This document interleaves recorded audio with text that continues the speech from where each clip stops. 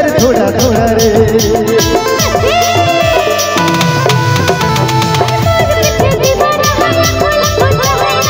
और लखनी नहीं छुड़ा रे, देनी प्यार थोड़ा थोड़ा रे। अब रहे नहीं दारू के पिया बुए दुआर के। तो इनके एतवार के पिए के चाहिए, लेकिन सोमवार मंगर बुध सब दिन हमारे दादा मन पी के लेटवा लेट हो जाए ना, है ना? औसन न पिए कहिया है हो। अब रहे दनी दारू के पिया बुए दुआर के। एक बोतल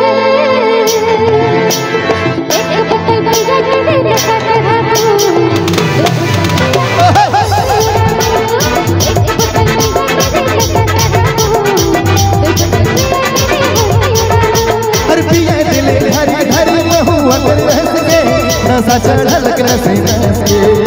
हर पिया दिल धरी धरी महुआ कर सके नशा चढ़ल के। हर गुया के बना दिले पूरा मतवार रे। ए दादा